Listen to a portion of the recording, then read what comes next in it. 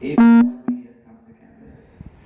The fact is that if we know that BDS is coming to a university this spring, we need to start with our relationship building last fall. So 1.5 years before. What does that mean, relationship building? It means that these students need to build relationship based on actual interest with other groups on campus. You know, if you're not into crochet, don't go to a campus crochet movement, right? Go to things that you find interesting and build relationships with other groups on campus besides what you feel comfortable with. Besides that, build personal relationship based on the personal relationship you already have. So your roommate and people who sit next to you in class, people who are members of clubs, they're not necessarily political clubs. You need to make sure that you have a conversation with them about Israel. They're your friends. They'll want to talk to you about things that you find interesting. Talk to them about Israel, not about BDS, but talk to them about things that you find passionate at the most natural level. When you start the relationship building, when you start this work on campus with people in your group, people have different interests, then you have the possibility, the ability to have other groups on your side. If you have a friend who's African American, who's a member of Black Lives Matter, and you are genuinely interested in the movement, then you need to go to your friend and have a conversation with your friend. Don't say, I don't want to talk to them about that. I don't want to be weird or anything as such, things that I've heard from students before. The next thing is educating your campus. A lot of times we'll have an educational program on campus, something very interesting that students are bringing. But they choose to bring that event to Hillel or to Chabad. And so people who are already somewhat educated about Israel are being more educated about Israel. And the general public, general population on campus doesn't hear about it. It comes from many reasons. We want to do it for our groups. We don't think that others might be interested. And sometimes it's fear, like interruptions like we had here. They happen a lot on campus, as some students know, and Jonathan can tell you about it, and what happened at Northwestern recently with that. So students are sometimes afraid of these type of interruptions, and so they'll bring a very interesting speaker, but no one on campus knows about it. If we look at the other side, every time they have an event, they publish that event, they promote that event for the entire population on campus. The last thing we need to know is to understand the rules, the guidelines. If we're talking about student government, and we're talking about what needs to be done with student government, go understand what is student government. Do we have any supporters on student government? Even before BDS has come, maybe you don't even know if BDS will come to your campus. But making that little trip to student government, understanding the rules, sending this to us, stand with us. We have a research team.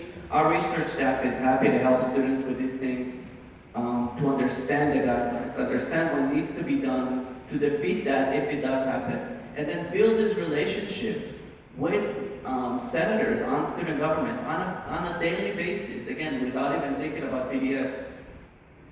If you follow these guidelines, you are 100% sure that you're increasing your chances of beating BDS if it does come to campus. But you need to do it ahead of time and not a week. Sometimes you only have a few days before the vote has actually happened. By then, it's too late. Thank you. Jonathan, you got right into kind of what we want to talk to you about. You're on the front lines over at Northwestern, Wildcats for Israel. How did this most recent battle or fight affect relationships in the classroom, outside the classroom, student life in general? What did you find most effective to educate other students in the fight that was going on at Northwestern? Sure. So I'll start off by saying, any Northwestern alumni here? So I'm a proud Northwestern Wildcat, and as mentioned before, we had a very tough year last year. And to answer the first part of your question, I just want to premise my response with saying that for pro-Israel students, the BDS campaigns are the most emotionally stressful time of their college experience. And for me, I personally invested maybe 15 to 20 hours per week while we had the ongoing BDS campaign to fight it. And I looked around at other people that were involved, and they were also spending the same amount of time.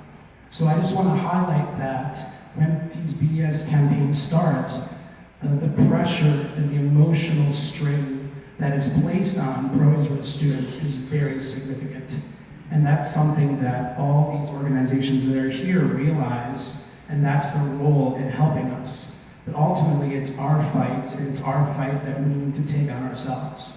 But at the end of the day, in terms of the emotional impact and the divide that it causes within the Jewish community is very significant, and I want everyone to recognize that. So in terms of what happened at Northwestern, we chose to take a coalition building approach, where we assembled a coalition called Northwestern Coalition for Peace, which included 3 separate groups, which was J Street U Northwestern, Wildcats for Israel, and then Northwestern Hillel. So our approach was very much similar to other campaigns where the slogan was invest in peace, don't divest. And we focused heavily on the message of pro-peace, two-state solution, and we thought that that would appeal mainly to the progressives on campus who we thought were the most susceptible to the BDS language of Israel as an apartheid state, etc.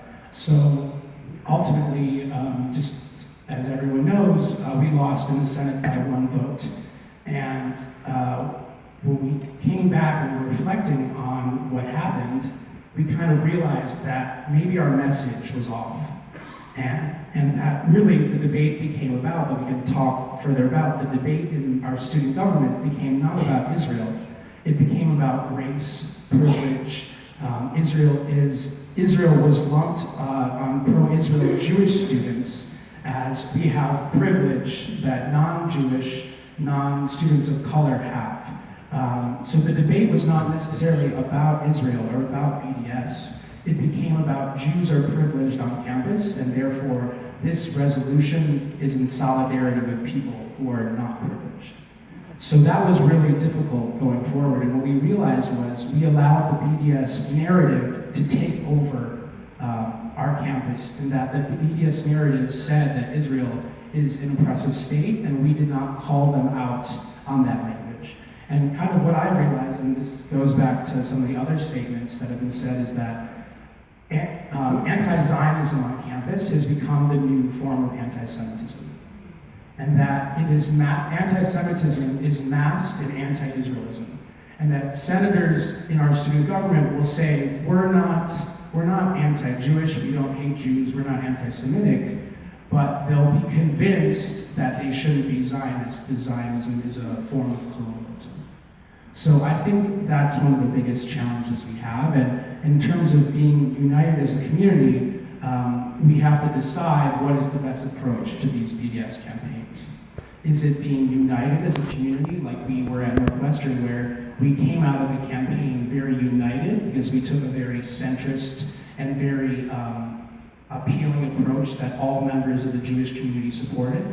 Or should we take more of an offensive approach where we say, this is a new form of anti-Semitism that is cloaked in anti-Zionism. And if it's a new form of anti-Semitism, then I think many student governments will not be so swayed by the tactics of BDS.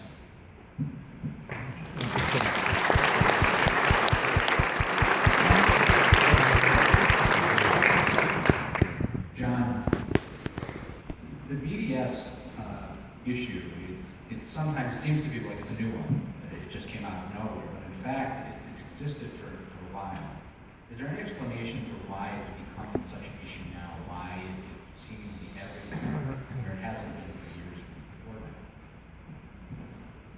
that? There are a lot of them. Let me give you the end.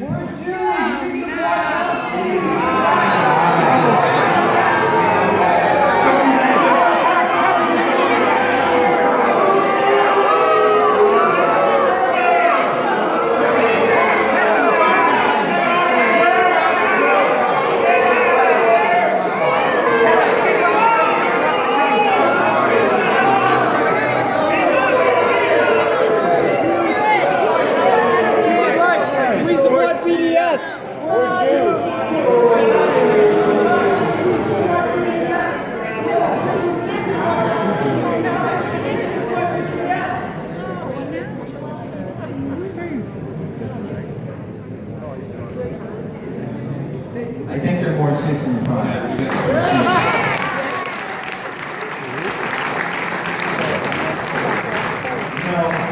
My only comment would be welcome to campus. So, first of all,